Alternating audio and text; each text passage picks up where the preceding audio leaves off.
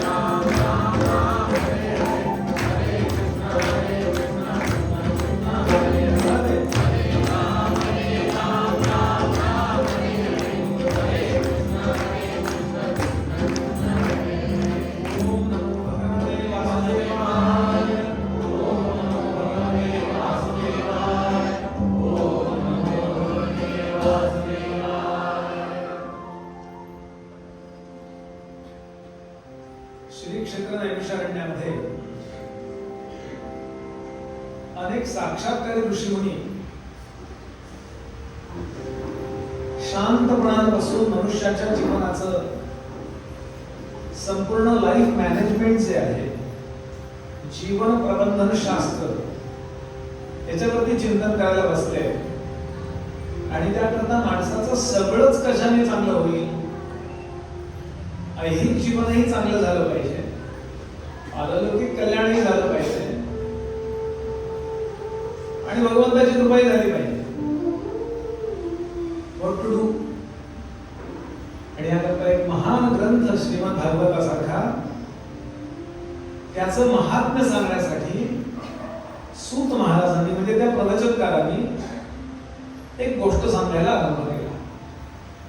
फार वर्षापूर्वी नारदांनाही असं वाटलं की समाजाचं कल्याण कसं होईल, म्हणून चिंतित अवस्थेत ते बद्रीनाथ बद्रिकेदारला गेले आणि तिथे गेल्यानंतर त्यांनी सनक सनंदनांना, ब्रह्मदेवाच्या मानसपुत्रांना प्रश्न विचारला. तेव्हा सनक सनंदनांनी भगवंतांनी ब्रह्मदेवाला सांगितलेलं जे भागवत आहे त्याच्याबद्दल सांगायला आरंभ केला आणि एक गोष्ट सांगितली. आत्मदेव नावाचा ब्राह्मण, त्याची धुंदुली नावाची पत्नी, मुलबाळ नाही म्हणून तो आत्महत्याला गेला. एका साधूने त्याला फळ मंत्रून दिलं, ते फळ त्यानं आपल्या पत्नीला दिलं.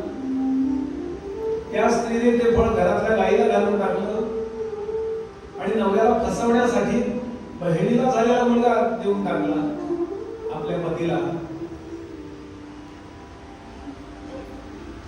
आणि गैरसमजानं हा समजतो हा माझा मुलगा आहे.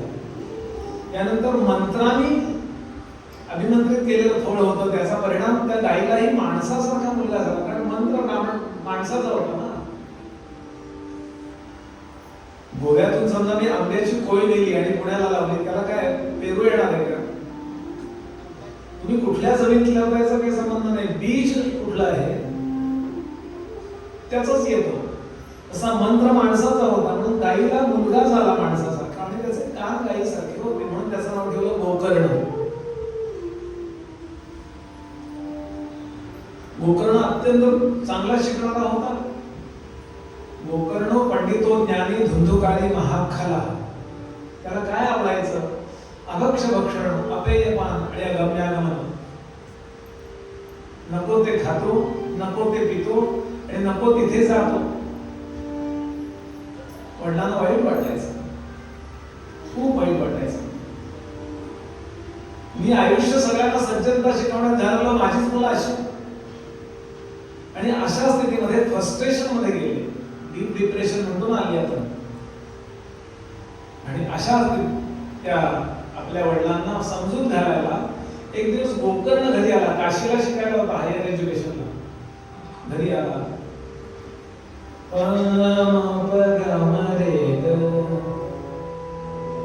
घरी आला, आई घरात नाहीये, ती कपडे धुवायला नदीवर गेली आहे. तो जो धुंदुकारी आहे तो अजून घरी आला नाहीये. सांस्कृतिक कार्यक्रम आटपून रात्रीचे, लावणी इत्यादी. आणि अशा स्थितीमध्ये आपल्या वडिलांची समजूत काढायला तो गोकर्ण शेजारी बसला, पाठीवर हात ठेवला त्यानं आपल्या बाबांच्या आणि त्यानं दुःख विचारलं, बाबा काय होतंय तुम्हाला? त्यांनी सगळं सांगितलं. बाळा,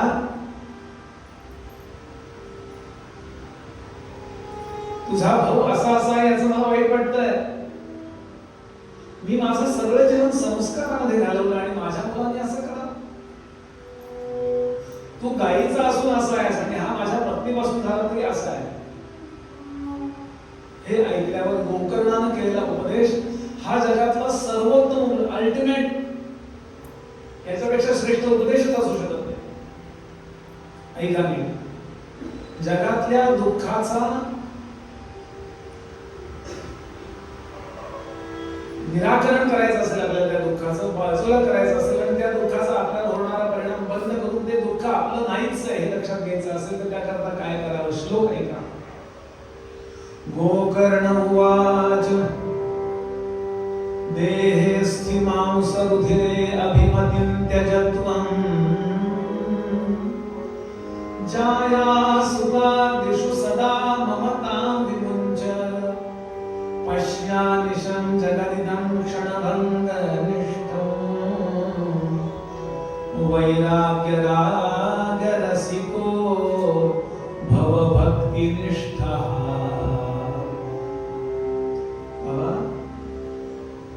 तुमचा मुलगा दारू पितो, तुमचा मुलगा नको ते खातो, तुमचा मुलगा वेश्येकडे जातो, हे तुमच्या दुःखाचं कारण नाही.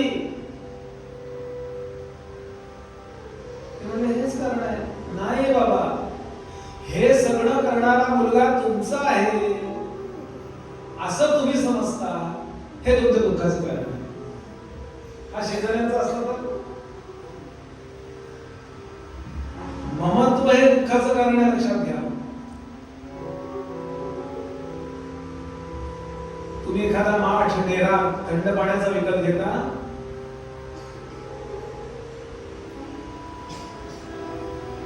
चुकून जर एखाद्या टू व्हीलर वाल्याने धडक दिली तर एवढा रागावतो तुम्ही त्याला. अरे 200 रुपयाचा माठ घेतला होता, काय म्हणतो तुमच्याकडे माठाला? मुडकलो काय? मुडकलो, मडकं. केवढा रागावतो तुम्ही त्याला? डोळे फुटले, काय झालं? आणि समजा दुसरा माठ घेतला तुम्ही, दुसरा मडकोला घेतलं आणि इकडून क्रॉस करून इकडे आला, एखादा ट्रक आला अख्खा आणि त्या 500 डेऱ्यांवरनं गेला, दुःख होतं का? एक माठ फुटणं, एक डेरा फुटणं आणि 500 माठ फुटणं, यात नुकसान जास्त कुठलं आहे सांगा? आपल्याला का दुःख होत नाही? कारण ते माझे नसतात. म्हणून दुःखाला दूर करायचं असेल तर लोकल लेवलला इलाज करू नका. मी नेहमीच सांगतो, माझ्या गुरुजनांकडून ऐकलेलं, अध्यात्म नावाची गोष्ट पेन किलर नाहीये, पेन रिमूव्हर आहे.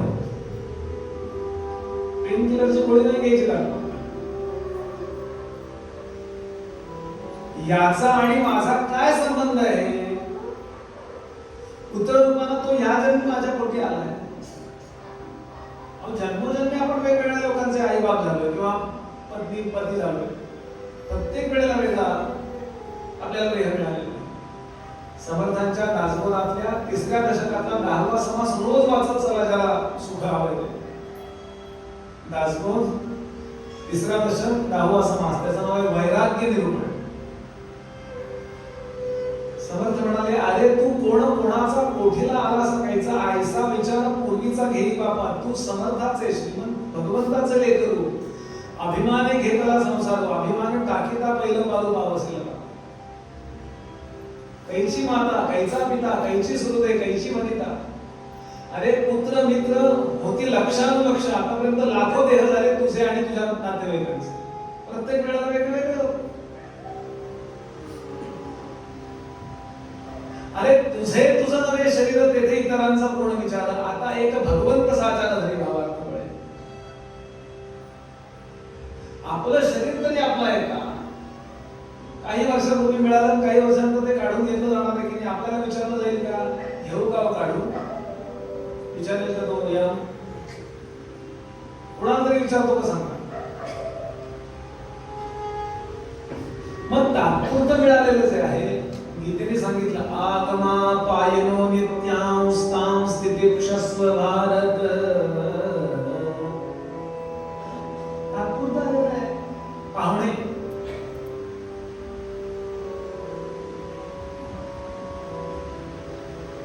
आताच मी अकोल्याहून इकडे आलो. अकोल्याला एक मोठा साधू होऊन गेले, म्हणजे इंदोरला त्यांची समाधी आहे, त्यांचं नाव स्वामी माधवनाथ. आहेत. नवनाथांनी त्याला दर्शन दिलं, मत्स्येंद्रनाथांनी वगैरे. आता होऊन गेले. त्याच्या पोथीत वाचलं मी ते सांगायचे, जीवनातली दुःख आणि सुख हे पाहुण्यासारखे आहे. सुखही आणि दुःखही दोन्ही पाहुणे आले, स्वतः जातात ते वेळ आले की आपण त्यांना जा सांगावं लागत नाही. त्यांचं शनिवार रविवार सुट्टी, सोमवारी चालले ऑफिसला. या जगात सगळं तसं आहे. बाबा हा मुलगा तुमचा आहे नव्हे, तुमचा देहही तुमचा नाहीये.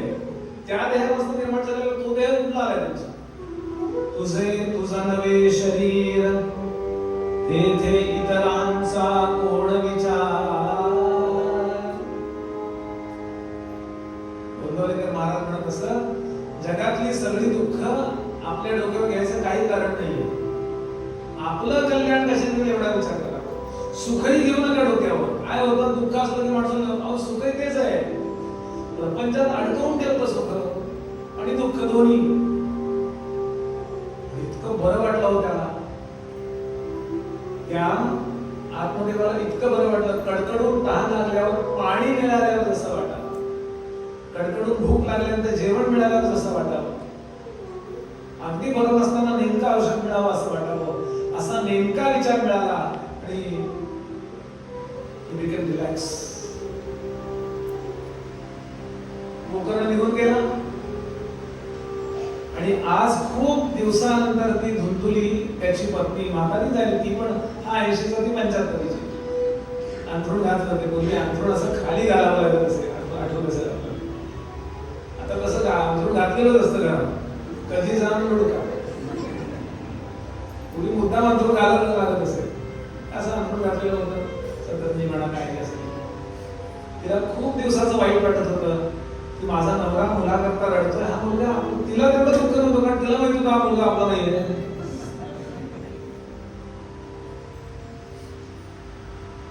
तिनं आपल्या नवऱ्याच्या जवळ येऊन त्याचा हात असा हातात घेतला धरधरला आणि सांगितलं, नाथ एवढं वाईट वाटून घेऊ नका. हा मुलगा तुमचा नाहीये, माझाही नाहीये, बहिणीचा मुलगा आहे. ज्या क्षणाला त्याला ते कळलं त्या क्षणाच्या त्याच्या डोळ्यातून घळघळ अश्रुधारा वाहू लागल्या. त्यानं विचार केला, माझ्या मुलानं गोकर्णानं वेदांत म्हणून मला सांगितला. वेदांत नेहमी सिद्धांत मांडतो आणि कथा नेहमी तपशील मांडतात. वेदांत म्हणत होता तुमचा मुलगा नाहीये, हा कुणाचाच नाहीये तो. एक लोक लक्षात ठेवा, सगळे आपले नातेवाईक मित्र आमके हे घेणे कधीतरी असतात किंवा देणे कधीतरी असतात. त्यांचं आपण काहीतरी देणं लागत असतं. साईबाबा होऊन गेले ना शिर्डीला, त्यांची गोष्ट आहे. साईबाबा एकदा चालले होते रस्त्याने, एक नवरा बायको बसले होते. त्यांना मुलगी होती 6 महिन्याची, ती मरून गेली होती. तो बाबा बोले, रोते क्यों हो भाई? बाबा बाबा बाबा हमारी बिटिया बहुत अच्छी थी, 6 महीने की होगी और मर गई. अरे तुम्हारी बिटिया नहीं थी. एक बात पूछू तुझसे, त्या नवऱ्याला विचारला, तुम्ही त्या तुमच्या मुलीला डोक्याला तेल खूप लावलं का? तो एकदम समजले, हो बाबाजी, जितना तेल लगाती थी उतना तेल वो पी जाती थी. मुरत होतं ते तेल जेवढं डोक्याला लावलं. हाँ, मुझे दिख रहा है कि पिछले जन्म में ये तेल बिकने वाली औरत थी, तुमने उससे इतना 6 किलो 7 किलो 8 किलो तेल लाया था, उसके पैसे नहीं दिए थे, वो वसूल करने के लिए आई थी. तेल खत्म हो गया, वो भी खत्म हो गया. हो मग ज्यांचं जेवढं आपण देणं लागतो तेवढेच आणि घेणं दोन्ही. फार इन्व्हॉल्व होऊ नये स्वतःच्या देहात. मला ज्या ड्युटीला पाठवल्या भगवंताने ती ड्युटी मी उत्तम करेन, दॅट्स इट. तो निघून गेला घरातनं. बायकोने सांगितलं, त्या डोळ्यातनं अश्रुधारा व्हायला लागल्या. जिच्यावर इतकं प्रेम केलं, ज्या मुलावर इतकं प्रेम केलं, अक्षरशः जीव ओतला, त्यानेच माझ्याशी असं वागावं, दुःखाला कारणीभूत व्हावे, नकोच मला हा प्रपंच. म्हणून घरातनं तो निघून गेला आणि आणि जंगलामध्ये जाऊन साधू संतांच्या सहवासात स्वतःचा उद्धार करून घेतला. आता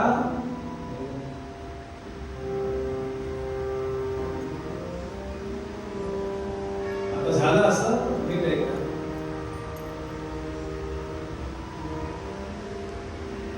वडील निघून गेले हे कळलं त्या धुंदुकारीला बरं वाटलं, कारण वडील असताना थोडा धाक होता. आता तो धुंदुकारी काय करायला लागला, आपल्या आईचे एक एक दागिने काढावे आणखी दे आणि त्या वेश्येला नेऊन द्यावे. चुडामणी दे, केयूर दे, तांबड्या सोन्याच्या दे, हिऱ्याचे दागिने दे आणि त्या स्त्रीला नेऊन द्याव्या जी त्याला शरीर विकत होती. मंगळसूत्र तोडलं एक दिवस त्याने, इतकं वाईट वाटलं तिला, तिने आत्महत्या केली. हसायला लागला, आई मेली तरी हसतोय असा हसतोय. आणि तिचं प्रेम जाळायला सुद्धा तो आला नाही. गावातल्या लोकांनी वाट बघून शेवटी त्याला अग्नी दिला. घडू नये अशी गोष्ट घडली, पण घडली. आणि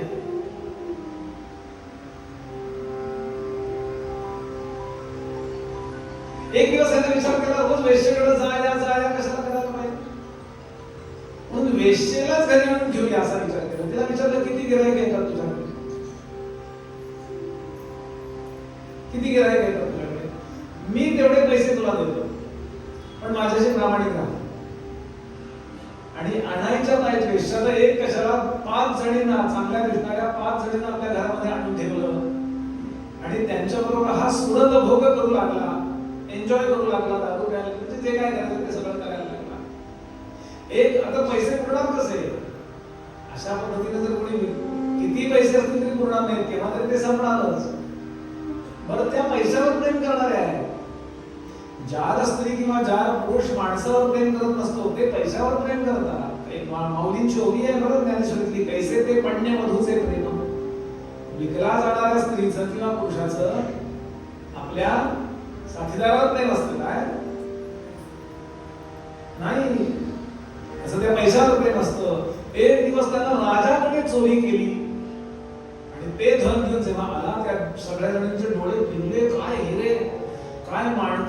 मिश्र करू नका, नुसता शुद्ध राग वाजवा. मिश्र कसं काय करतो, मिश्र राग करतो त्याला राग भ्रष्ट करतो. अननेसेसरी कधी मिश्र करतो, अगदीच एखाद्याच ठीक आहे, मूडच बदलतो ना.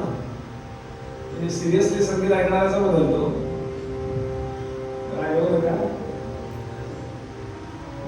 शांत शांत.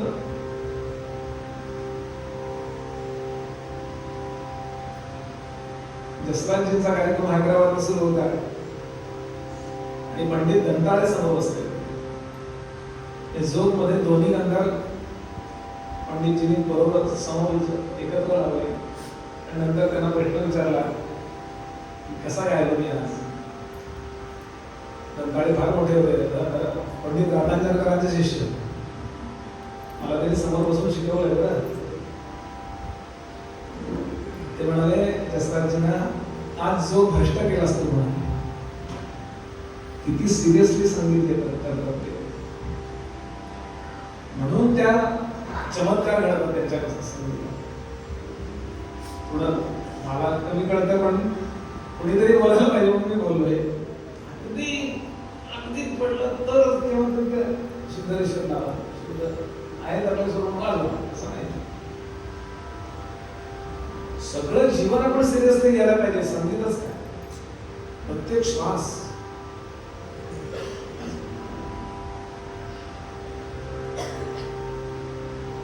सूत महाराज सांगतात, सगळं धन त्या 5 जणींनी चोरलं आणि त्याला ठार मारलं, दारूमध्ये विष घातलं. आणि ज्या मंचकावरती तो सुरत भोग करत असे, त्या 5 जणींबरोबर मैथून करत असे, त्याच मंचकाला त्याला बांधला आणि मंचक पेटवून दिला. बेड दे. ओरडायला जेव्हा लागला तेव्हा निखारा घेतला, कोळसा पेटलेला, आणि त्याच्या तोंडावर दाबला. असं होतं नाही. तुकाराम महाराज सांगतात, ही कथा धुंदुकारीची नाही, ही कथा त्या प्रत्येक जीवाची आहे जो या शरीराच्या आतमध्ये 5 जणींचं पोट भरावं म्हणूनच पैसा मिळवतो. शब्द स्पर्श रूप रसगंध सावं सुख नाहीये या देहाच्या माध्यमातून. त्या सगळ्या जणी निघून गेल्या तिथनं. आणि असं भयंकर ज्याला मरण येतं त्याचं नेहमी पिशाचच होतं. पण इच्छाशक्ती शिल्लक असते आणि प्राणशक्ती निघून जाते. अशा अवस्थेत पिशाच होतं. भूत प्रेत म्हणतात ना ते होतं. मी हे मानतो आणि हे मानत नाही याच्यात अडकू नका. प्रत्येकाला माहिती पाहिजे हे की विज्ञानानेही मान्य केले भूत योनी नावाची योनी आहे. भूत प्रेत असतात, सगळीकडे असतात असं नाही पण ते असतात. तुम्ही गुगलवर सर्च करून बघा कुठं कुठं गोष्ट आहे.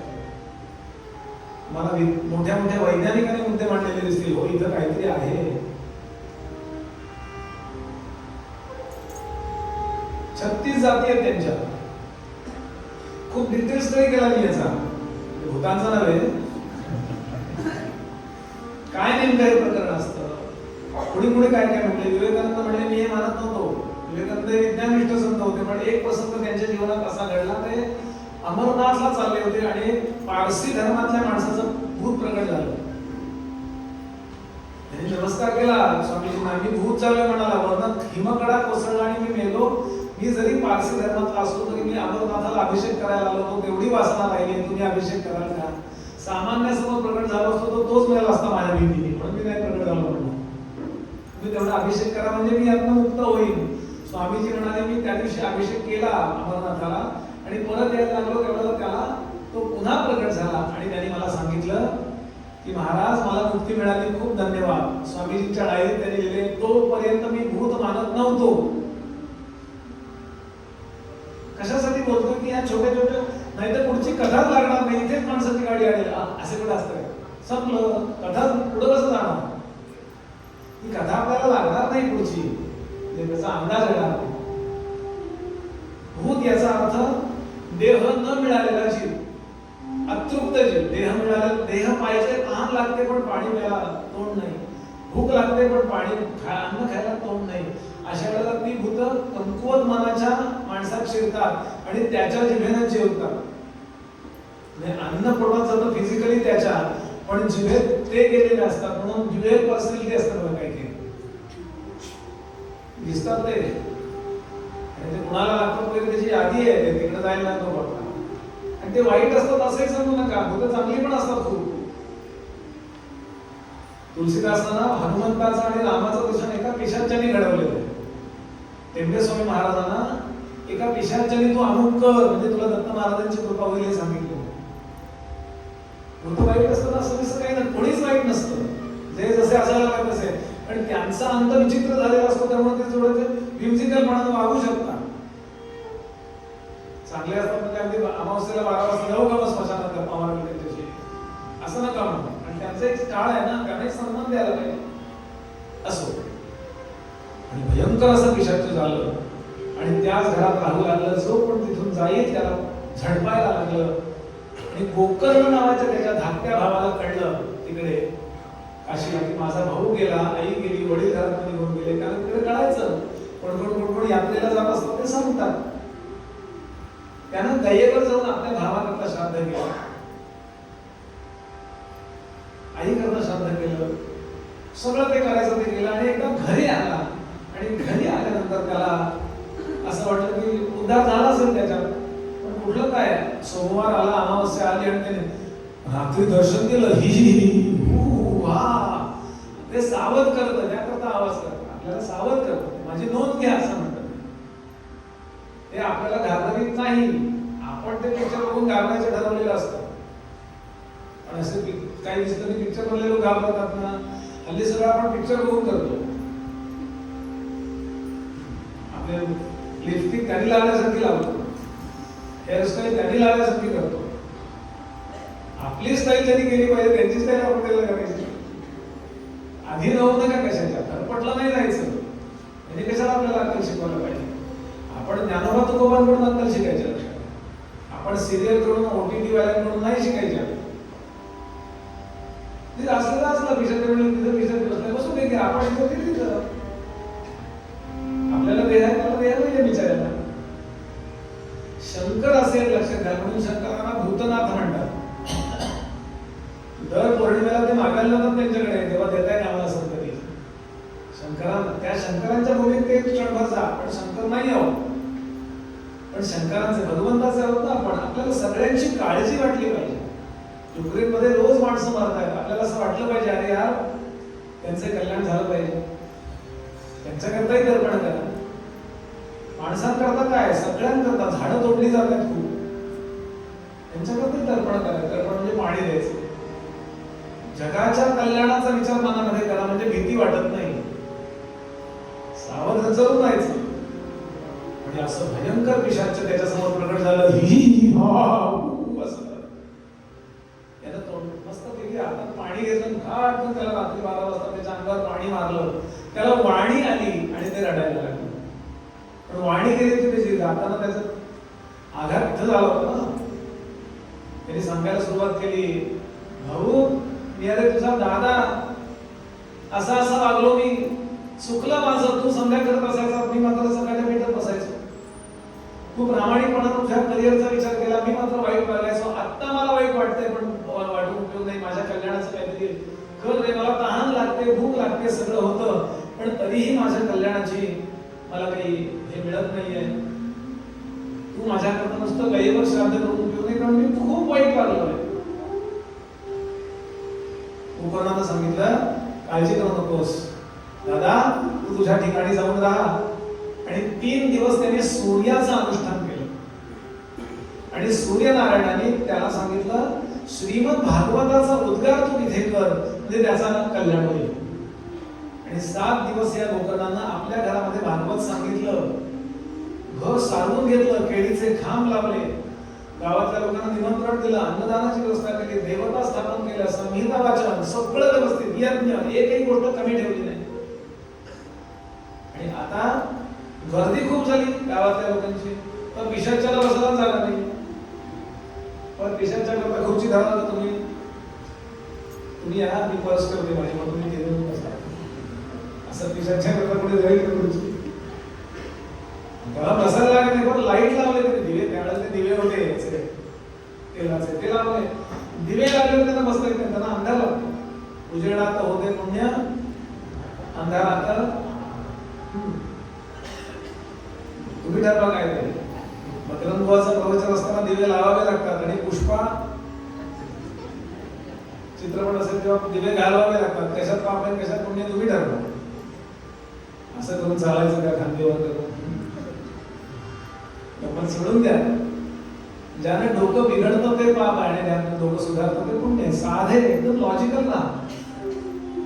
आणि त्यामुळे त्याला बसायला जागा नाही म्हणून कोपऱ्यामध्ये एक बांबू होता, कळक बांबू, वेळू. आपण धुणं वाळत घालायला आणतो ना काठी. बांबूचं कसं असतं, त्याचा पेर असतो, तिथे गाठ असते आणि बाकी पोकळ असते. त्यातून बासरी बनवतात ना. सरळ तो काढतात, स्वच्छ करतात, पॉलिश करतात, मग ती बासरी बनते. तिथे ते जाऊन बसलं, कारण वायुरूप आहे त्यांचे. देह कसे तो वायुरूप आहे, वारा आहे तो, हवा. आणि ज्या वेळेला भागवत सुरू झालं, सूत महाराज सांगतात, भागवताचा एक एक श्लोक, एक एक वाक्य यायला लागलं, आणि ते भूत आतल्या आत रडायला लागलं. चुकलं माझं आहे, चुकलं माझं आहे, चुकलं माझं आहे, चुकलं माझं आहे. इथे मी नेहमी भैरवी म्हणत असतो, अभंग सुर असांचा, पण त्याची भूमिका खूप चांगली आहे. जणू तो देवाला आळवतोय, देवा किती वाईट आहे रे मी, तरी माझं कल्याण कर. प्रभो मैं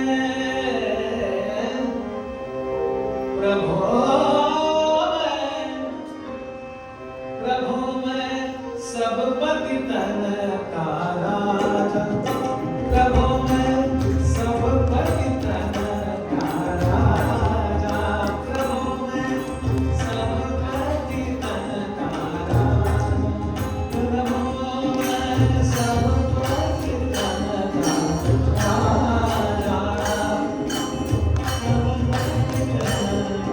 राजा, प्रभो मैं सब पतितन का राजा, कौन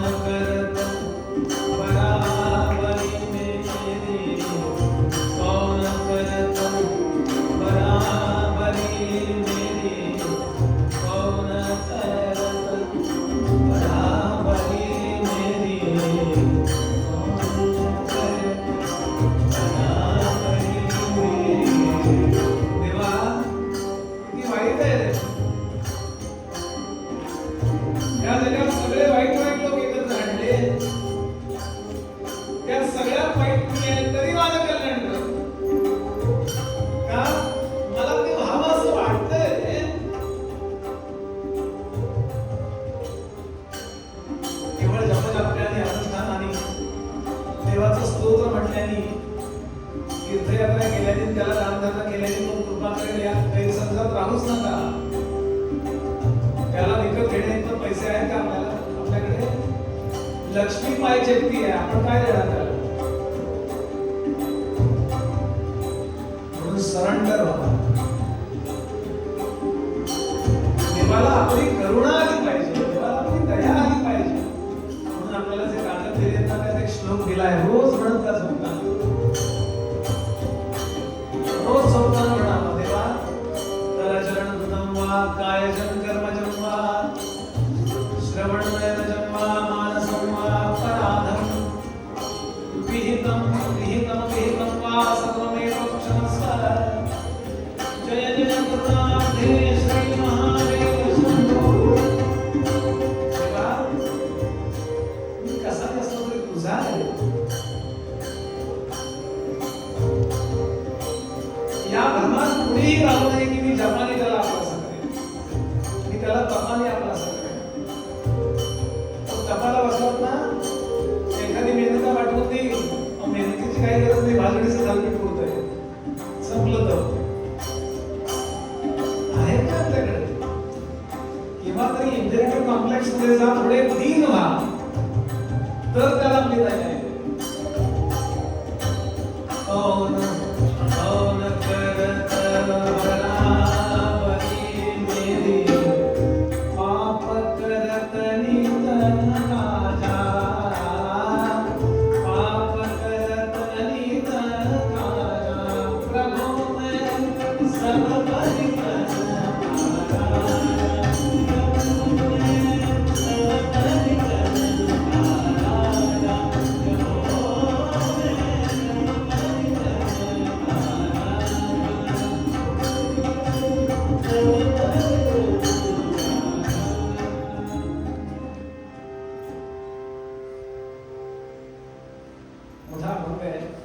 भागे नरक सुनसाद मेरी पीठ दियो जमराजा.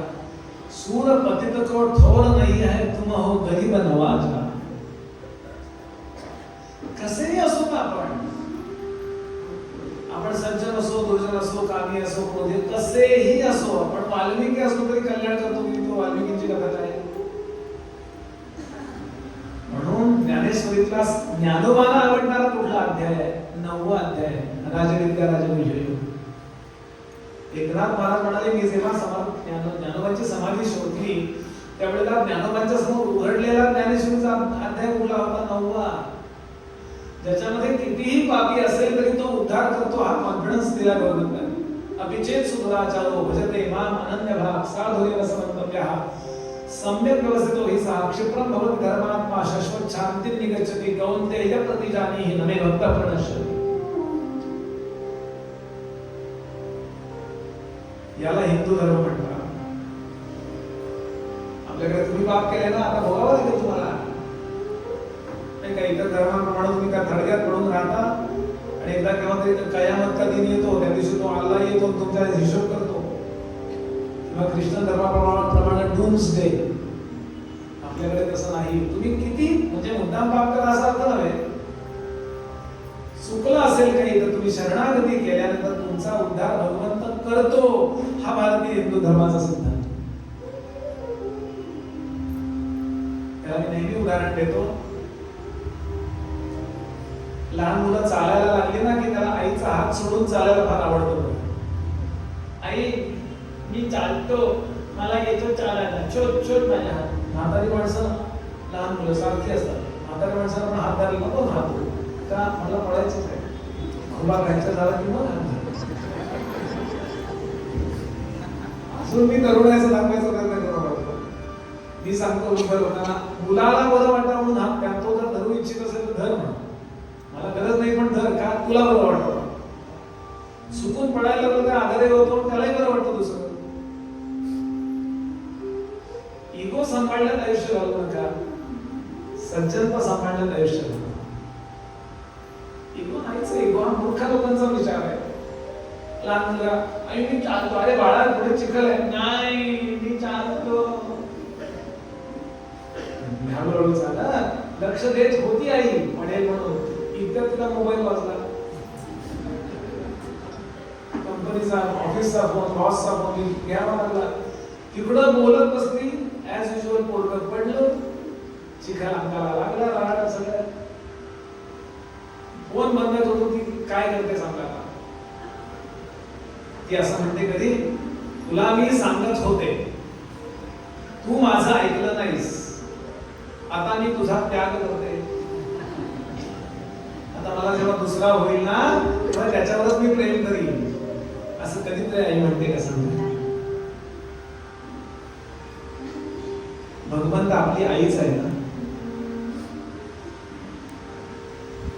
पण तसंच चिखलासकट त्याला जवळ घेते का, तिच्या अंगाला गेला तो सकाळच्या त्याला स्वच्छ करते, नंतर एखादी वाजवते.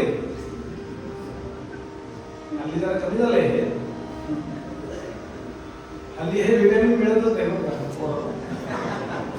आपण सगळं ते विटॅमिन मिनरल्स प्रोटीन सगळं खाऊन उडाले म्हणून कंटाळीत होतो. आपण सोडून द्या, त्याला शिक्षाही करेल आई, पण त्याची उपेक्षा करत नाही. आईमध्ये जर एवढी प्रेम भावना असेल तर भगवंतामध्ये किती आहे सांगा. मी कसाही असेल, ज्या क्षणाला मी अहंकार दाखवून लेकराच्या भूमिकेत गेलो त्या क्षणाला भगवंत न्यायाधीशांना सोडून आईच्या भूमिकेत जातो. हे वाक्य लक्षात ठेवा. न्यायाधीशही तोच आहे आणि आई पण तोच आहे. तुम्ही ठरवलेली काय असावं. अहंकारी लोकांकरता तो न्यायाधीश आहे, ते लेकरू झालो आपण की तो आई. मी खूप वर्ष जातोय, आता गेलो होतो, ते आनंददास रामदास म्हणून यायचे, वयस्कर होते, त्यांना उर्दू खूप चांगलं यायचं. ते म्हणजे बुवा हाच विषय सांगत होतो मी. ते म्हणले बुवाचे एक दोहा लिखलो, त्यांनी मला सांगितलं. ते मी मला ते कॉपी पेस्ट करायला खूप आवडतं, कारण कुठं ते मिळतच आपल्याला. ते मी नेहमी कोट करतो इथे कि कयामत के दिन खुदा तरसगारों से पूछेगा, कयामत के दिन खुदा तरसगारों से पूछेगा, अरे गुनाह क्यों नहीं किया, मैं क्या रहीम न था. अरे का चुकला नाही, तुम्ही चुकायला पाहिजे होतं, माझ्या उदाहरणाची का नाही परीक्षा घेतली तुम्ही. याचा अर्थ घ्या लक्षात, किती बरं झालं असं नाही अर्थ. तो आई आहे हे सांगायला कॉन्फिडन्स असावा एवढ्याकरता ही ओळ आहे. आणि विशेष म्हणजे 7 दिवस पूर्ण झाल्याबरोबर विष्णूचा देह मिळाला त्या धुंदुकारीला. इतका पापी होता, पण 7 दिवसाच्या भागवत श्रवणाने वायून होता तो पिशाच, एकदम डायरेक्ट विष्णूचा देह म्हणजे स्वरूपता नावाची मुक्ती मिळाली. तो पुढे आला वक्ता म्हणून नमस्कार करायला. सगळ्यांना म्हटलं विष्णू आला, कारण भागवतात विष्णू येतात बरं का. या डोळ्याला दिसत नाही, एखाद्याला दिसतील कुणी अधिकारी असेल साधारण, विष्णू येतात भागवतात. कुणीही भागवत सांगणार असो, भागवत सांगितलं जातं ना तिथे, तिथे भगवान येतात. चक्कर 7 दिवसात होतेच त्यांची, आणि प्रत्येकाकडे बघतात ते.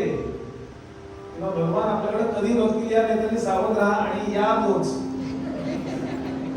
पण त्याने एकदा आपल्याकडे पाहिलं ना की एकदम सगळं जीवनाचं हे बदलून जाते. सगळ्या तो म्हणला उभे राहून नका, मी तुमच्यापेक्षा साधा होतो, पण एका भागवताने माझा उद्धार झाला. मला देह विष्णूचा मिळाला बघा. सलोकता, समीपता, स्वरूपता आणि सायुज्यता अशा 4 मुक्ती आहेत. त्यातली 3री मुक्ती मला दिली, म्हणजे 3 मुक्ती डायरेक्ट दिल्या. सलोकता आहेच आहे, लोकात जायला मिळणार आहे मला. समीपता म्हणजे विष्णूचा नियरेस्ट मला घर मिळणार आहे, आणि विष्णू सारखा घर मिळणार आहे. 2-3 गोष्टी मिळत नाहीत, ते उस्तुपणी मिळत नाही, श्रीवत्स लांछन मिळत नाही, आणि लक्ष्मी मिळत नाही. बाकी सगळं विष्णूचं. नारद ही गोष्ट ऐकत होते.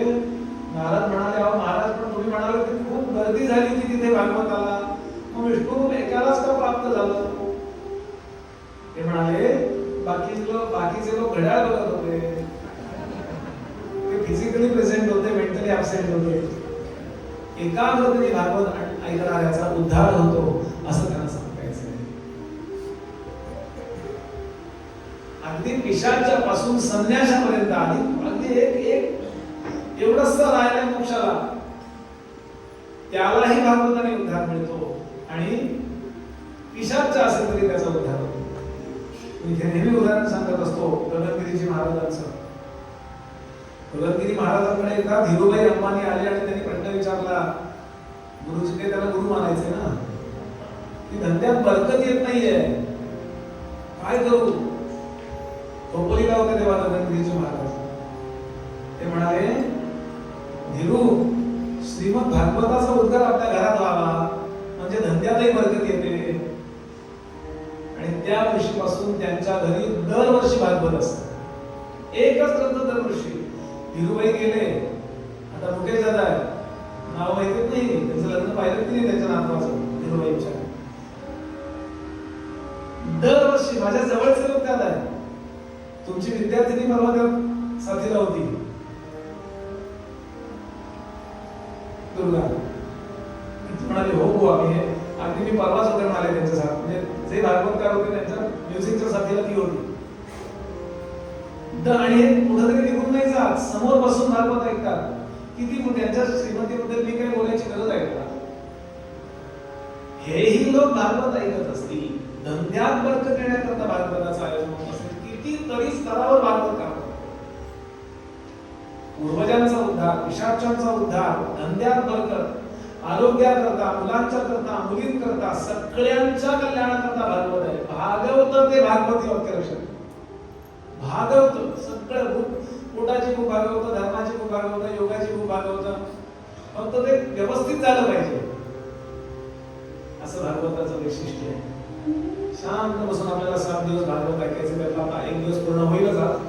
उद्यापासून 6 दिवसात जेवढं जमेल तेवढं ऐकू. सगळे 18,000 श्लोक होणार नाहीये, मला मान्य आहे. जेवढे होतील हेही नसेल थोडं ते. जय राधे जय राधे, जय श्री कृष्ण बोलो जय राधे.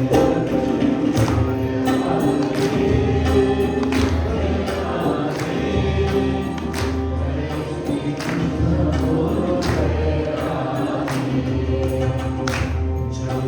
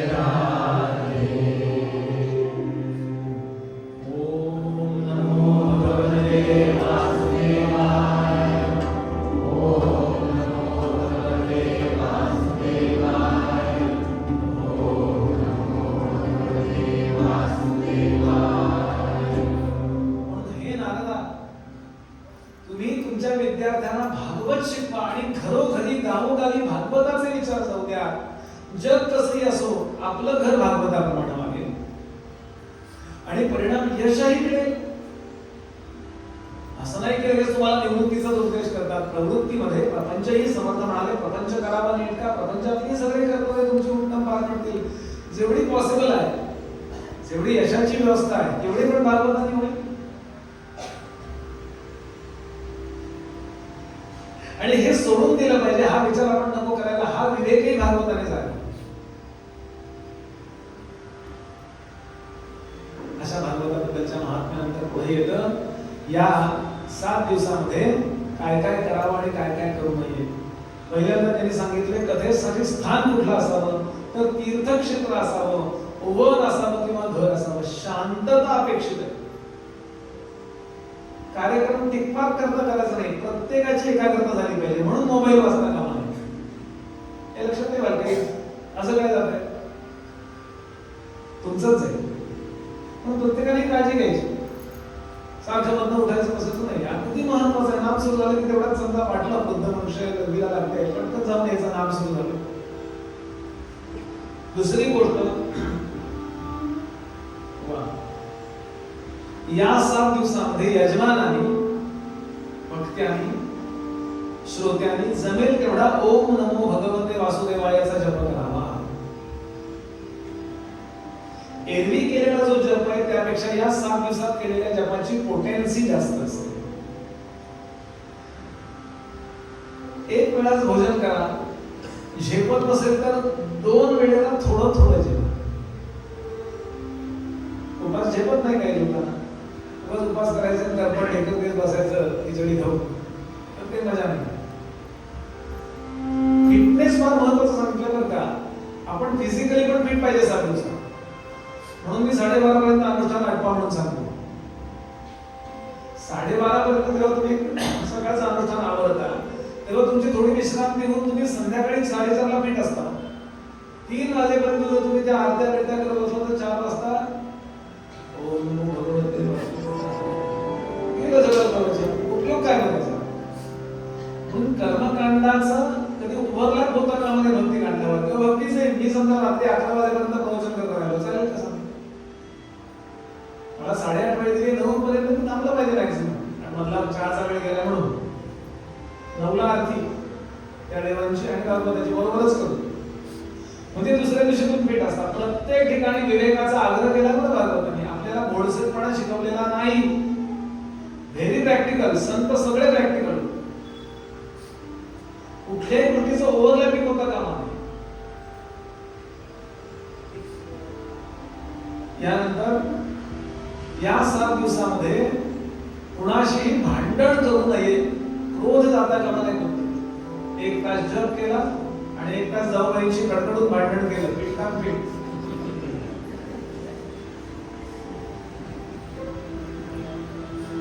खाऊ नये अमुक खाऊ नये वगैरे. या 7 दिवसामध्ये कुणाचीही निंदा करायची नाही. अशीच आहे ती टवळी. पहिल्यापासून आपल्याला पुरुषांपेक्षा स्त्रियांना या बाबतीत जास्त बदनाम केलं जातं निंदेच्या बाबतीत. भेटल्या दोघी कानाशी टाटा ट्रान्सफर. शेवटचं वाक्य आपण भागवता आलो. आपल्याला काय करायचं. हा डाटा सेव्हचा पासवर्ड आहे. Data save. कधीही निंदा. खरं म्हणलं तर 7 दिवस नाही कधीच कोणाची निंदा करू नये. No comments. काय गरज आहे. आणि ज्याची आपण निंदा करतो त्याला माहित पण नसतं आपण त्याच्या जबाबदारी होतो. त्याला जाऊन बोला जर तुमची जबाबदारी असेल तर. तू असं वागू नको माझा मित्र आहेस म्हणून सांगतो. त्याला जर जबाबदारी असेल तर नाही तर तेही बोलायची गरज नाही. पण त्याला सुधारण्यासाठी आपल्याकडे ड्युटी दिली आहे का. आपण आपल्या घरात बायकोला नाही सुधारू शकत. मला कोबीची भाजी पाहिजे होती पण मला फोडणी जाऊन घेऊन यायला लागली. गंमत करतो बरं मी. बुवा बिचारी मुख्य मला कोबीची भाजी मी माझ्या हाताने करून खाईल. फार मक्का बनवला मला घरी. गंमत सोडून द्या. हसत खेळत आपण भागवत करणार. कुठेही असं ओझं होऊ देणार नाही. या आम्ही तुम्हाला नेहमीच सांगतो, गावोगावी सांगतो. तुम्ही येण्याचं काम करा. तुम्हाला 4 तास मस्त आनंद देण्याचं काम मी करेन, म्हणजे आम्ही सगळे जण करू. तुम्ही फक्त यायचं काम करा. ते काय मी तुम्हाला आणायला येऊ शकत नाही. आणि मुलांना घेऊन या. तरुणांनी ऐकलं पाहिजे. हल्ली डिप्रेशन वगैरे कुणाला माहिती का, तरुणांना जास्त त्रास आहे. इतके स्ट्रगल करतायत. मुलावर बॉस त्रास देतो आमच्या. आणि बॉसनी त्रास दिला पाहिजे असं झालं. सासवा त्या गेल्यानंतर बॉस आले. एम्प्लॉईजला त्रासच देत आहेत. गावोगावी प्रॉब्लेम आहे हा. सगळ्यावर जर मात करायची असेल तर भागवताला या. तर मी खरं सांगतो आपल्याला, तरुणांना घेऊन या. त्यांचं लाईफ बनून जातं की नाही. त्यांनी सिरियसली भागवत आहे. त्याच्यात फिजिक्स आहे, केमिस्ट्री आहे, बायोलॉजी, मायक्रोबायोलॉजी आहे. सगळं येणार आहे पुण्यापासून. फक्त तुम्ही या. भाषा जुनी आहे. आता इथे बेसन मेरियॉन वगैरे नाही म्हणत ते. पण ते पंचमहाभूत म्हणतात आणि त्रिगुण म्हणतात.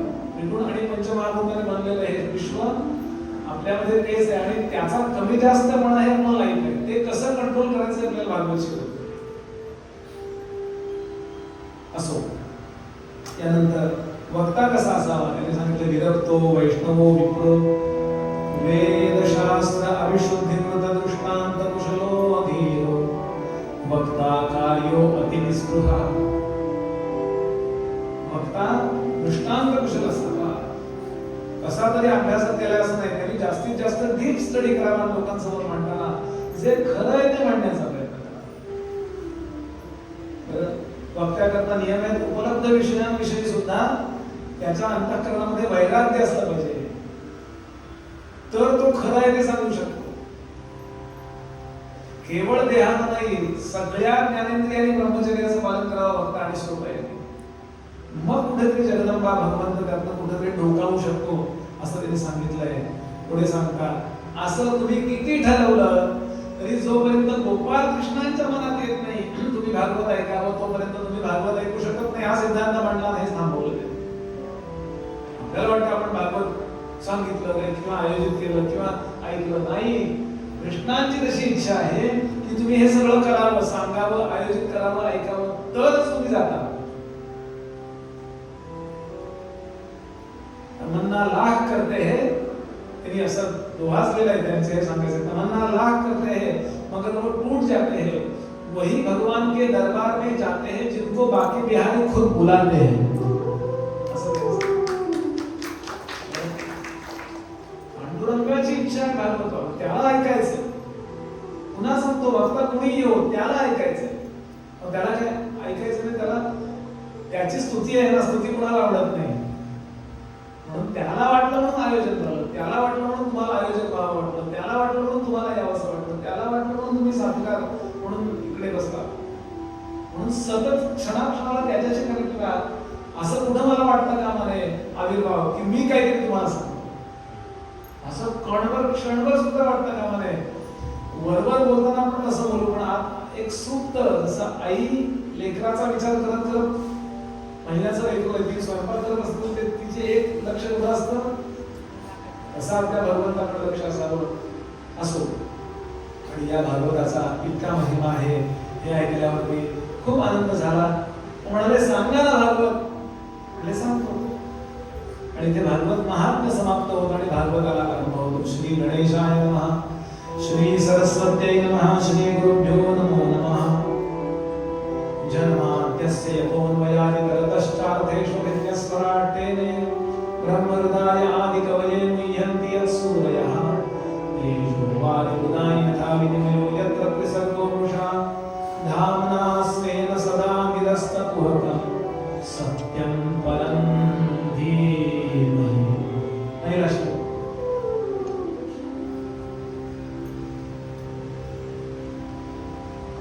संपूर्ण विश्व निर्माण करतो. काही काळ, तो काळ किती, कोट्यावधी वर्ष, मनुष्य वर्ष कोट्यावधी. त्याच्याकरता तो काळ नगण्य. काही काळ ते धारण करतो आणि काही काळानंतर डिमॉलिश करतो. कशाला? पुन्हा निर्माण करायला. मोठा विचार आहे बघा. किती मोठा आहे आपला मिल्की वे जी आहे ना, की हबल नावाचा साधारण 20 ते 35च्या दरम्यान एक मोठा शास्त्रज्ञ होऊन गेला, हबल. आपण गुगलवर टाकून बघा, मोठा सायंटिस्ट होऊन गेला. त्यांनी 40 बिलियन्स एवढ्या आकाशगंगा शोधून काढल्या त्यावेळेला. साधारण 20 ते 35च्या दरम्यान आहे तो. त्याचा हबल तुम्ही नंतर गुगलवर टाका. त्यातली आपली जी आकाशगंगा आहे ना, त्याला मिल्की वे म्हणतात. ती फुगलेल्या पुरीसारखी आहे. आपण पुरी भाजी खातो की नाही, त्यातलं फिजिक्स मध्ये झालेलं आहे सगळं. अशी मोठी आहे आणि तशी ती लंबगोल आहे. अशी बरोबर बांगडीसारखी नाही आहे, लंबगोल आहे, थोडी अशी ओव्हल. आणि याचे 7 ऑर्बिट्स आहेत. सगळ्यात बाहेरच्या ऑर्बिटचं नाव आहे भू, भुवा, स्वाहा, भू, भुवा, स्वाहा, महा, जना, तपा आणि सत्यम. सगळ्यात आपलं सत्यम बरं का. सगळ्यात मध्ये कोण असेल? ध्रुव, ज्याला म्हणतो आपण आता ध्रुव. या ध्रुवाचा जो लोक आहे त्याला सत्यम लोक म्हणतात. इथे ब्रह्मदेव, विष्णू, शंकर इथे राहतात. केव्हा तरी ते भारतात आले तर त्यांना इथे उतरायचं आहे, ते कैलास आहे. ते काय नाही ते नसतात, पण आपण इथे पोस्ट काही केलं की त्यांना जातो. पण गावोगावी त्यांचं चालू असतं. जसं आपण गोव्याला आलो की इथे उतरायला जागा घेऊन ठेवतो फोंड्याला, तसं मग सत्यम लोक आहे. यातला जो 2 डायमीटर्स आहेत त्याचे, एक बिग डायमीटर आणि एक स्मॉल डायमीटर. हे मी सायंटिस्टच्या नेहमी सांगतो बरं. पुराण आणि सायन्स एकत्र करून मी आपल्या समोर मांडतो. सर जेम्स जीन्स नावाचा एक मोठा सायंटिस्ट होऊन गेला. त्यानं एक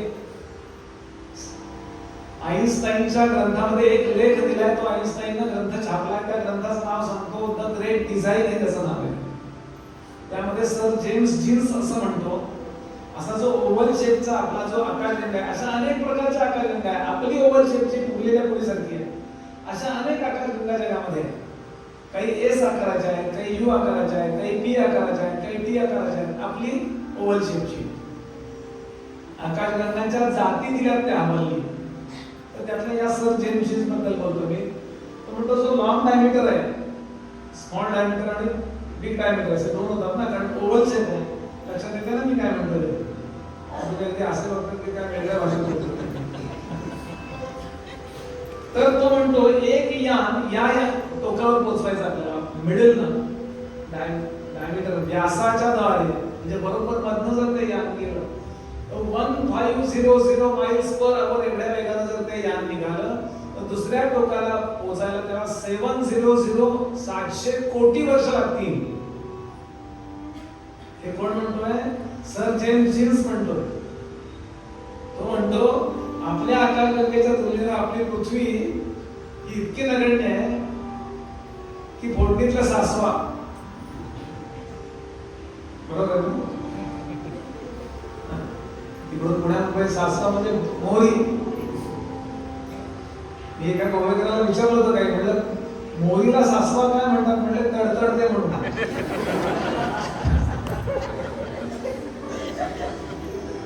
हसून घ्या, फार हेवी मोठी बात. आपल्या तुलनेनं मोहरी केवढी असते?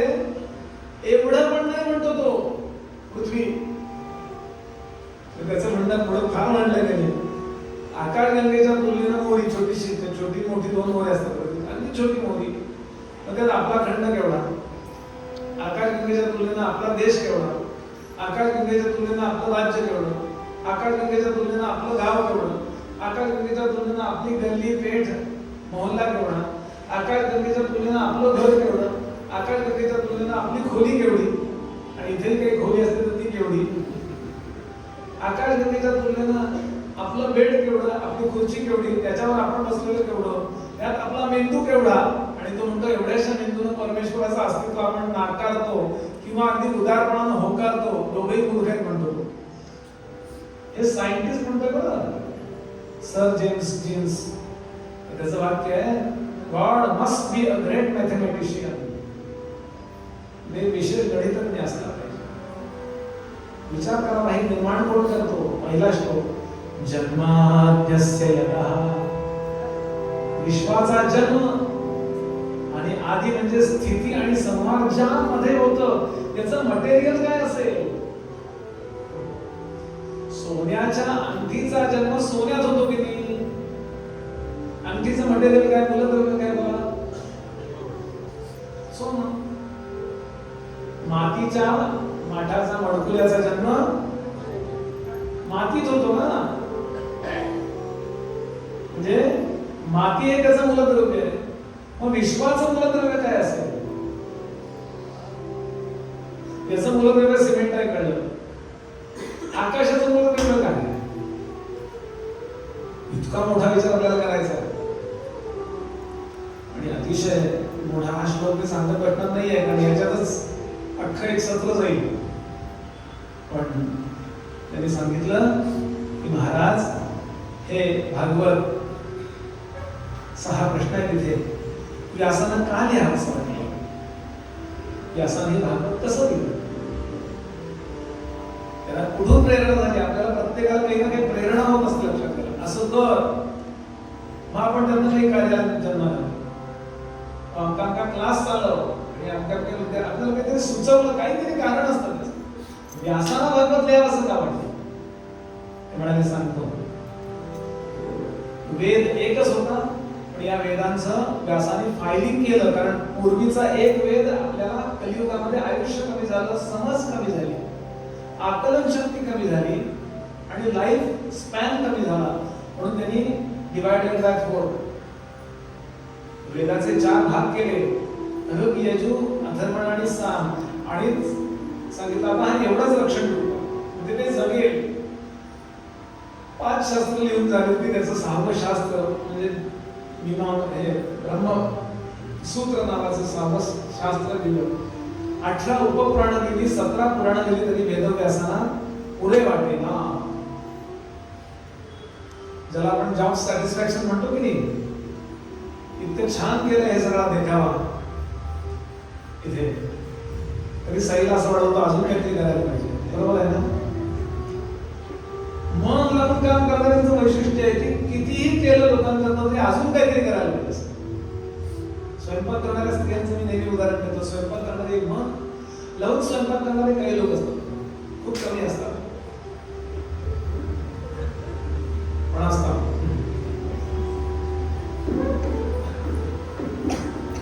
दोन कोशिंबिऱ्या केल्या, 2 चटण्या केल्या, 2 आमच्या पातळ पदार्थ केले,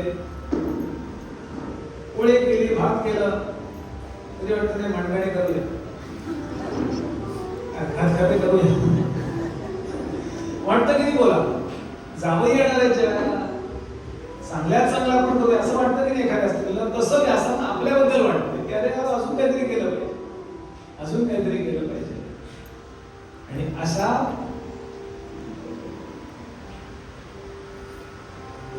विमनस्क अवस्थेत असताना व्यासांकडे नारदांचं आगमन होतं. पावना वामना यामना, पावना वामना यामना, पावना वामना यामना, हे तव भजनी निरंतर वासना.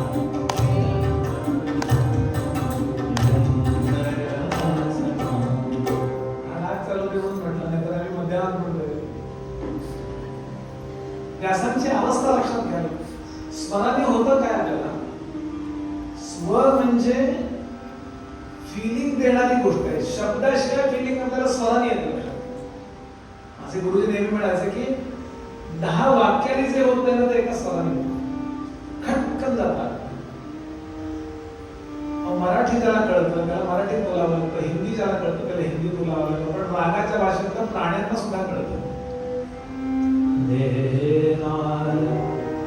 पिलू, हा पिलू राग प्रवचन कीर्तनात एकदा तरी यावा, कारण आपण भगवंताचं पिल्लू आहोत अशी आठवण करून देणारा हा राग आहे. आपण त्याचं पिल्लू आहोत. त्याचं वाईट वाटतं. वाईट म्हणजे अरे अजून कुछ तो करना पडेगा, नहीं तो लोगों का उद्धार कैसे होगा यार. इतक्या नारदांचं आगमन तिथे होतं. नारद गुरुजी आहेत व्यासाचे.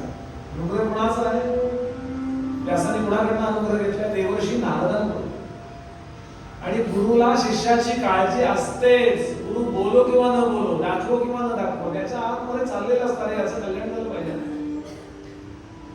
आणि जेव्हा जेव्हा जेव्हा संकट येतं शिष्यावर, त्यावेळेला गुरु हसते पराहसते किंवा स्वतः तिथे उपस्थित होतो आणि आपल्या कल्याणाची व्यवस्था पाठवूनच देतो. याच्यावर विश्वासच ठेवा. असं मी सांगितलं, महाराज असं आहे हो, मला अजून लेखणी खाली ठेवायला वाटत नाही, जॉब सॅटिस्फॅक्शन झालं म्हणतात ते मला वाटत नाही, काय करू.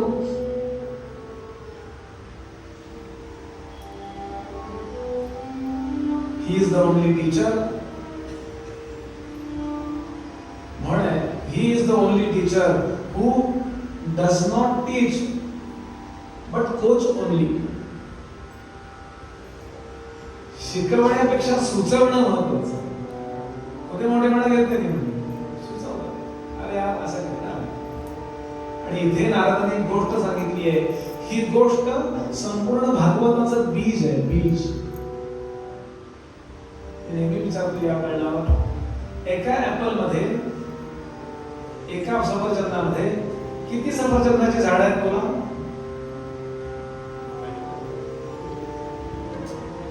काय उत्तर करायचं? त्याचं उत्तर एकच आहे, अनंत. कारण त्या एका झाडात किती सफरचंद येतील आयुष्यभर, त्यात किती बिया असतील, त्याचे किती येतील, त्याचे किती येतील, त्याचे किती येतील. अशी ही गोष्ट ज्यानं नीट ऐकली, आत्मसात केली, त्याला भागवत कृपा करतो. महाराज सांगतात, तुमचं कल्याण कशाने होईल मी सांगू शकत नाही, म्हणजे सांगणार नाही, सांगू शकतो पण नाही सांगणार, पण माझं कशाने झालंय मी सांग. पूर्व कल्पामध्ये, पूर्वी केव्हा तरी हे ब्रह्मांड निर्माण झालं, त्या कल्पामध्ये मी अप्रतिम असा गायक होतो. त्यावेळेला माझं नाव होतं उपबरहण, गंधर्व होतो, अप्रतिम गायक. म्हणजे मी गायला लागल्यानंतर ते राग समोर स्पष्ट उभे राहायचे. राग म्हणजे देवता तो, राग आणि रागिणी. शिवरंजनी राग गायल्यानंतर जगदंबा समोर उभी राहते. भैरवी राग गायल्यानंतर अशा आकाशात असे भैरवी तयार होते देवी.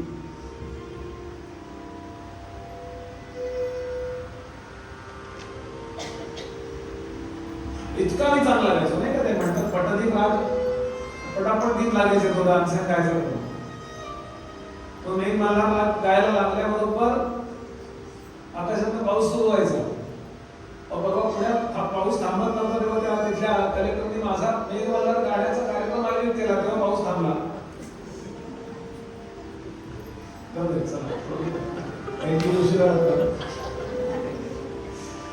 सोडून द्या, सांगायचं बाबा काय आपण काही म्हणायला लागलो म्हणजे हे होऊन जातं. पण मी इतका उपबरहण नावाचा अप्रतिम गंधर्व चांगला गाणारा,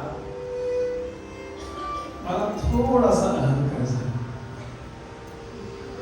ऐकून माझ्या का, आणि देवाला जराही चालत नाही, जराही. दीनपणा किती चालेल, पण अहंकंठ जरा आला. देवाला दोन गोष्टीचा ऍलर्जी आहे, दोन गोष्टीची लक्षात ठेवायला. एक अहंकार आणि दुसरा दंभ. मी चांगला प्रवचन करेन, संपलं, मी त्याच्यापासून दुरावणार आहे. प्रवचन चांगलं करेन मी, मुद्दा नाही, पण त्याच्यापासून दुरावतो गोष्ट. आणि असंच झालं माझं. ब्रह्मदेवानी एका कार्यक्रमात माझा गायनाचा कार्यक्रम आयोजित केला होता. त्यात मी गायला बसलो, पण मला असं गृहीत धरलं मी. आणि गृहीत रागाची कृपा नसेल ना. आदरणीय रघुनंदनजी परवा गोष्ट सांगत होते, म्हणजे वा किशोरीताईंचा शेवटचा कार्यक्रम होता आणि मागवा का कुठला भाग त्यांनी ठरवला होता, प्रॅक्टिस करून दिल्या होत्या. आणि तिथे नसल्यानंतर शेवटचा, यानंतर त्या गाणार नव्हत्या असं मला देवदादा सांगत होते. आणि मागवा त्याला सुचत ना, त्याने खूप गायला होते. मला मागवा म्हणतच नाही, मला गा. त्या मागाची कृपा लागते. आपण त्यातले आहात, मी जास्त बोलत असेल तुम्हाला क्षमा करा, खूप मास्तर होता. पण इथं आहे ते मी बोलतो. गृहीत धरून चालत नाही काय, मी कधी पण गाऊ शकतो नाही. शेवटी त्या श्लोक आहे, सरस्वती माता दोन भोपळ्याची विडा घेऊन का गाते. दोन भोपळ्याची विडा का, संगीत रूपी सागरात मी बुडून जाईल का काय असं तिला वाटतं. म्हणून ते दोन भोपळेचे ती वीणा विचित्र वीणा वाजत होती. भोपळे घेऊन बसली गायला, म्हणजे सरस्वती बद्दल बोलताय. आणि मला गृहीत धरलं गेलं आणि परिणाम असा मला शाप, मी काकडा तिकडा गायलो आणि म्हटलं काढला काहीतरी. आदल्या दिवशीची जास्त झाली होती झोप, काहीतरी चुकलं माझं. विष्णू नाराज झाले, देवतांना चूक आवडत नाही, तुम्ही प्रयत्न तरी केला आणि मुद्दाम केलेली चूक तर अजिबात आवडत नाही, म्हणजे अहंकाराने झालेली चूक ते देवता फार बारकाईने बघत असतात.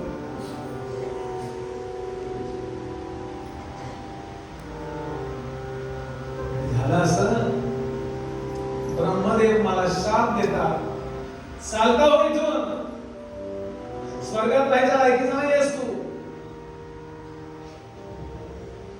मी क्षमा मागितली, ठीक आहे तुझं कल्याण होईल असा आशीर्वाद देतो. आणि मी पृथ्वीवर पडलो आणि एका गरीब घरामध्ये माझा जन्म झाला. मी 1-2 वर्षाचा होतो, गरीब कुटुंब होतं, आई वडील आणि मी 1-2 वर्षाचा होतो आणि माझे वडील मरून गेले. मी काय केलं,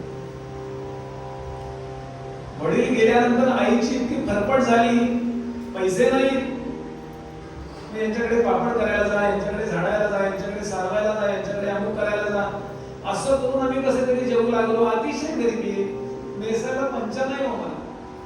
आई मला घरातून बाहेर जाताना माझ्या पायाला दोरी बांधायची आणि त्या घरातल्या खुंट्याला बांधून द्यायची त्या छोट्याशा झोपडीत.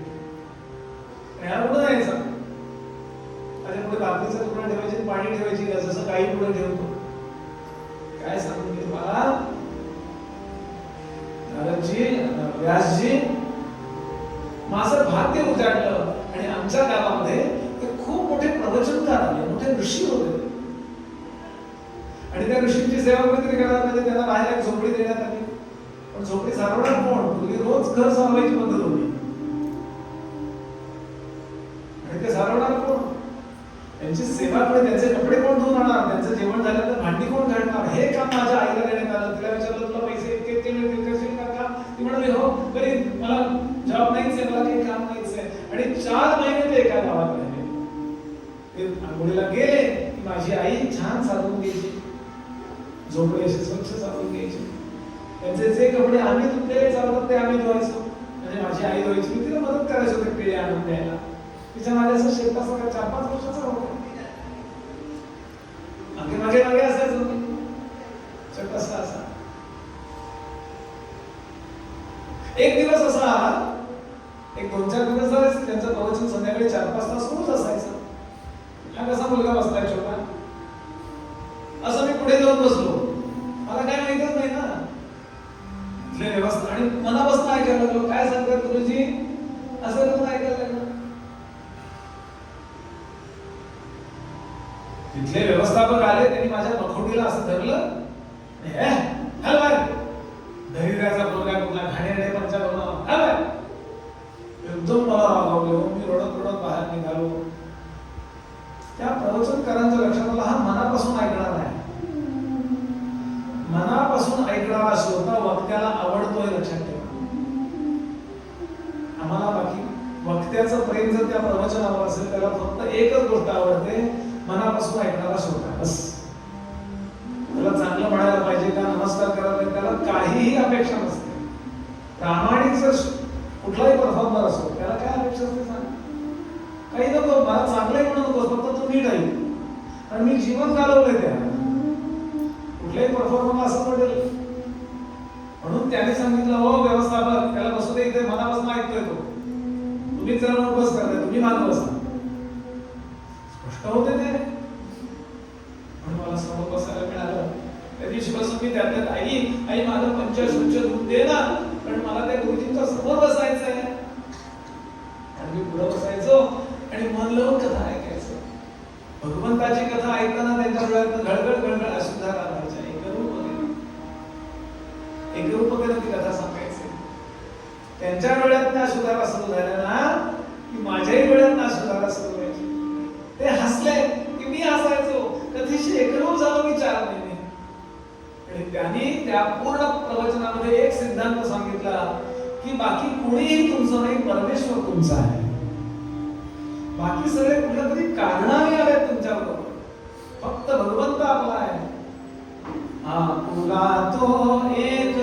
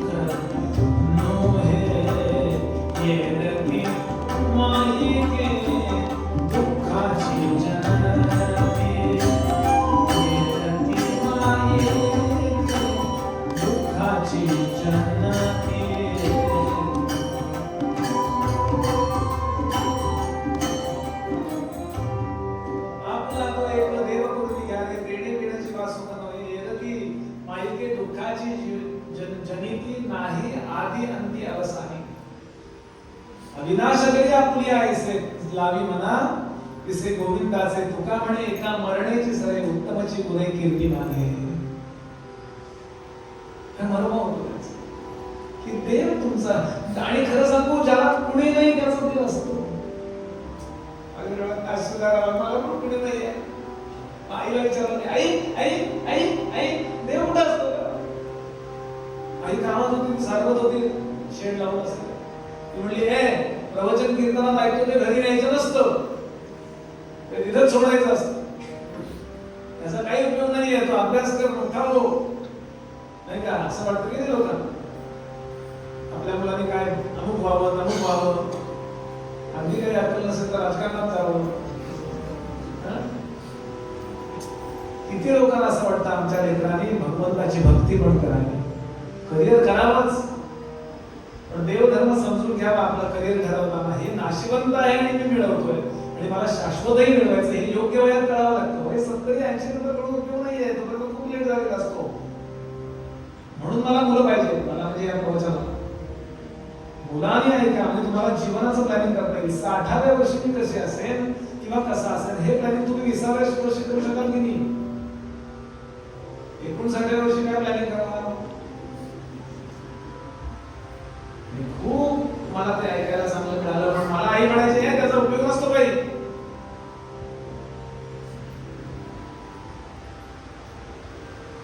आणि आता गुरुजींची प्रवचन उद्यापासून सांगणार होती त्यांच्या दर्शनाला गावातल्या शेकडो लोकांची गर्दी होती लोक नमस्कार करत होते काही आणलेल्या भेटी देत होते पगडीवाले श्रीमंत उद्योगपती विद्वान पंडित असे लोक नमस्कार करत होते मी पण कोपऱ्यामध्ये उभा होतो गुरुजींकडे बघत होतो उद्यापासून मला प्रवचनही ऐकायला मिळणार नाही आणि त्यांचं जेवण झाल्यावर आमच्याकडे ते आमटी भात वगैरे काढून ठेवायचे त्यांच्याबरोबर वाढून घ्यायचे 4 महिने मला जेवायला व्यवस्थित मिळालं आता उद्यापासून पुन्हा गरिबी सुरू होणार म्हणून मी कोपऱ्यात त्यांच्याकडे बघत असा हात तोडून रडत उभा होतो याची काय सांगू मी तुम्हाला एवढे मोठे विद्वान एवढे मोठे मोठे श्रीमंत एवढ्यातून त्या गुरुजींचं लक्ष माझ्याकडे गेलं भिकाऱ्यासारखा मी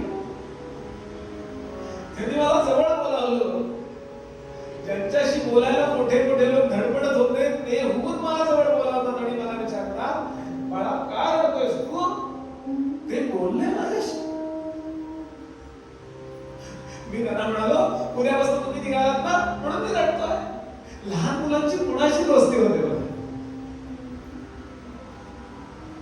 त्यांनी मला जवळ घेतलं डोक्यावर हात ठेवला आणि विचारलं बाळा मी तर तुला काही दिलं नाही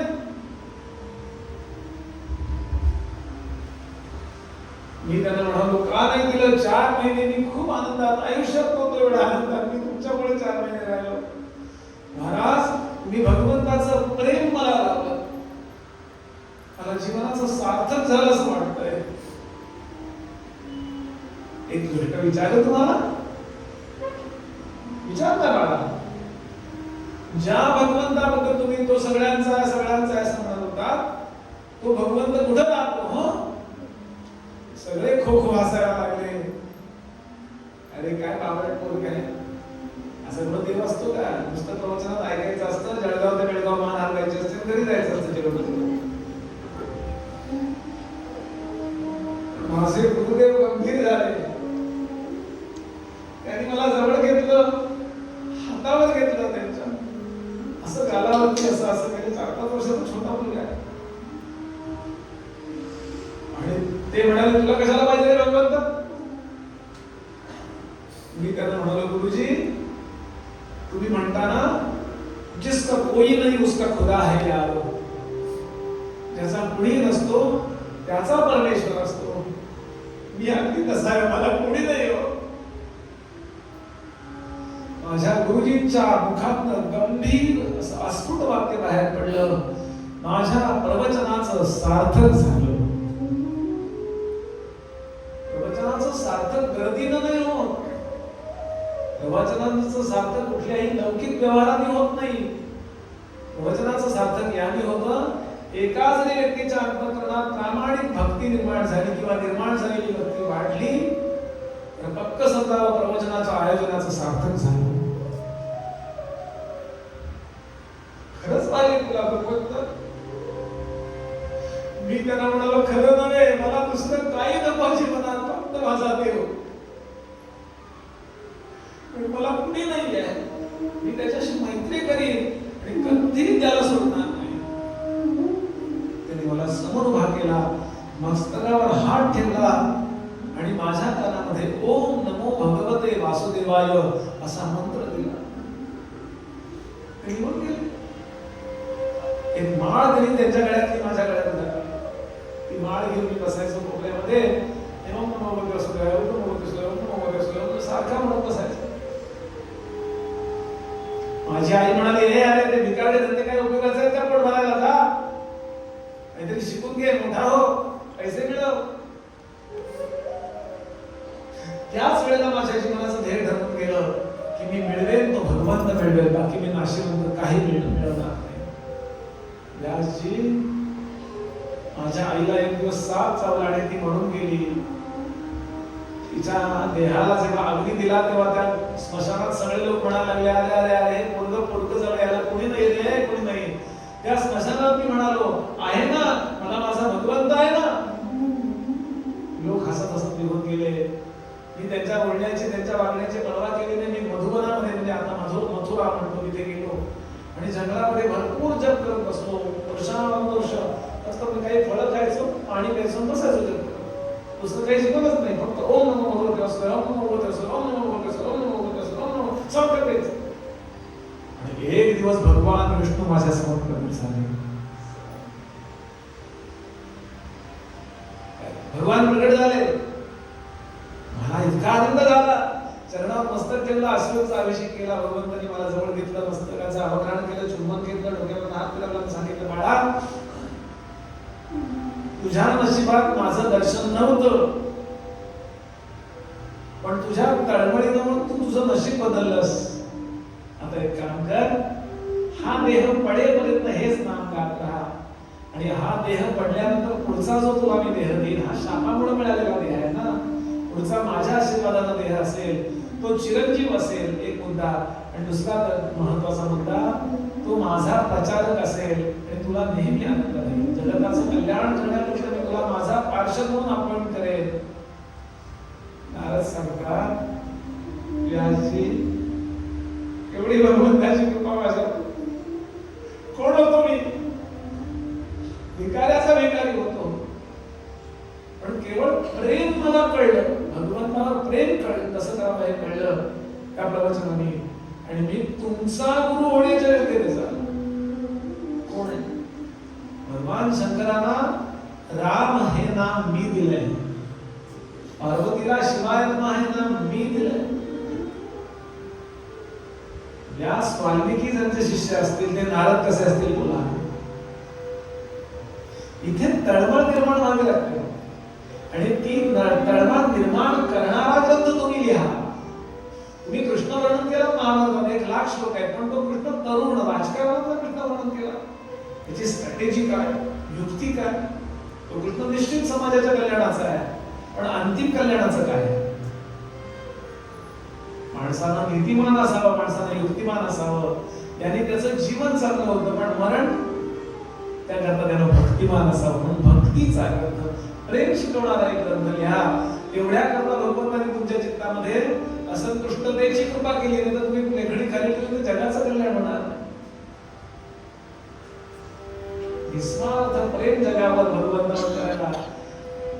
कबीरजी म्हणाले, पंडित पंडित सब कोई कहे, भया पंडित नहीं कोई, ढाई अक्षर प्रेम के पंडित पढ़े सो, ढाई अक्षर प्रेम के पढ़े सो पंडित होय. फक्त 2.5 अक्षर प्रेम, शुद्ध प्रेम. म्हणजे माझं तुमच्यावर प्रेम, तुमचं माझ्यावर प्रेम असा नाही अर्थ. सगळं जगतच माझं वाटलं. फरक आहे. माऊली म्हणाली हे विश्वाचे माझे घर. आणि आपण म्हणतो हे घरची माझे. म्हणून आपल्या घरात आपला फोटो असतो, जगातल्या सगळ्या जगांच्या मध्ये त्याचा फोटो असतो. मला नाही वाटत की कोणाच्या कानाला असा मोबाईल असेल यात माऊलीचा फोटो नसेल. भागवत हे शिकवणारा ग्रंथ आहे. भागवत डिप्रेशन मधून बाहेर काढणारा ग्रंथ आहे. भागवत आता कसा वागू शिकवणारा ग्रंथ आहे. म्हणून गावोगावी भागवताचं आयोजन करणारे आयोजक धन्य असं म्हटलं भागवताने. म्हणून पण आम्ही किती अभ्यास करू भागवताचा, तुम्ही आयोजन नाही केलं तर काय होणार. पण जेवढे लोक आयोजन करतात, नेहमी करत असतात, त्या सगळ्यांना भगवंतांनी विशेष आशीर्वाद दिलाय. पण तेव्हा 3 श्लोक म्हणायचे आणि मग आरती लावायची. गुरुजी म्हणून आरती लावा, आधी गणपती, मग पांडुरंग, मग जगदंबा, मग पांडुरंग. कसं करतात, गणेश, पांडुरंग आणि जगदंबा, आणि मग भागवताची असे 3-4 आरत्या आपल्याला म्हणायच्या. सगळ्यांनी माझ्या पाठोपाठ. बरोबर उद्या 4:30 ला सुरुवात होईल. आज पहिला दिवस आहे म्हणजे 8:30 ला थांबतोय. उद्या जरा 15 मिनिटं घरच्यांना सांगू द्या. आणि प्रवचन झाल्यावर मम्मम आहे, त्यामुळे घरी जाऊन काही करायचं नाहीये. आपल्याला विनंती केली असते जास्त लोकांनी या सगळं घर बदलणारी संपूर्ण विश्वाची जननी असावी अशी ही भागवत माता आहे. त्या भागवताचा अभ्यास या 7 दिवसांमध्ये करण्यात आला. सगळ्यांनी माझ्या पाठोपाठ म्हणा भैरवी रागामध्ये भागवताची फलश्रुती आणि मग आरती सुरू करायची. भवे भवे यथा भक्ती, भवे भवे यथा भक्ती, मादयोस्तव जायते, मादयोस्तव जायते, पुष्पदेवेश, पुष्पदेवेश, नाथस्मन्नो यतः प्रभो, नाथस्मन्नो यतः प्रभो, नाम संकीर्तनयस्य, नाम संकीर्तनयस्य, सर्वपापप्रणाशनम्, सर्वपापप्रणाशनम्, प्रणामो दुःखशमनः, प्रणामो